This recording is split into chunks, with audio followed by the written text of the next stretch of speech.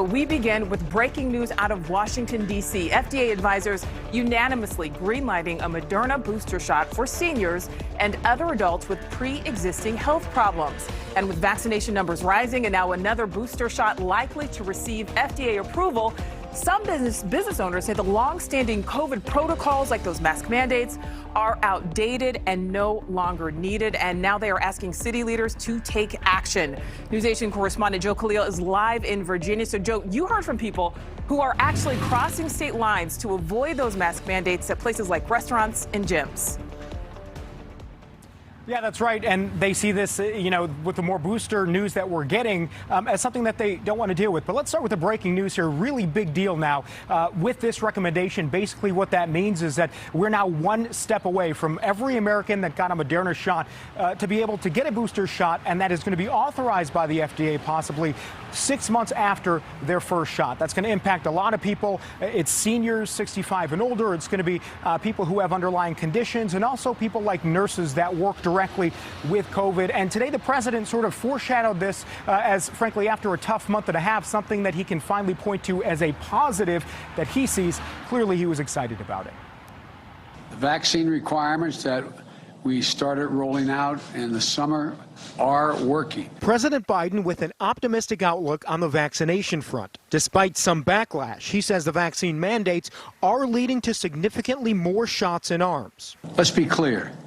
Vaccination requirements should not be another issue that divides us. He also says it's possible in the next few weeks the FDA and the CDC may authorize booster shots for everyone, not just the vulnerable, for all three COVID vaccines. But as the president touts vaccine effectiveness, some business owners say there's a double standard and say the time to end mask mandates is now. We are really just trying to survive.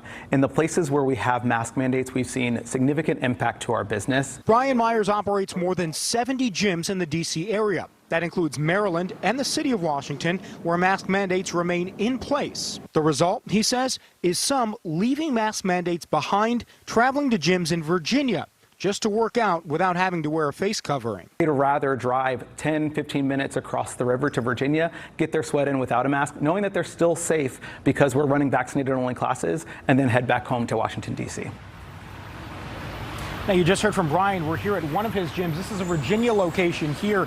He says that participation here, attendance is back to normal basically. But in Washington, at those locations, that's where people are dropping off. Now, he actually, among other gym owners, sent a letter to the D.C. mayor that here says, in part, on any given night, you can find hundreds of individuals crowded into a U Street bar, that's in Washington, at a Capitol Hill restaurant, or thousands at a performance, maskless, and we are simply advocating that we be treated the same as they are. Now, gyms are particularly difficult for people to operate here if you're running or on a bike or doing exercises with a mask on, much more difficult than if you're at a restaurant, say. So these business owners are really worried about that moving forward, and they say that as these booster shots are being approved, as more people are being vaccinated, they just think it is now time to end the mask mandates. That's something that can be debated, but certainly something that we're hearing from some local business owners here. Nichole. Yeah, Joe, because it is very hard to run on a treadmill with a mask. I can attest to that. All right. Thank you so much.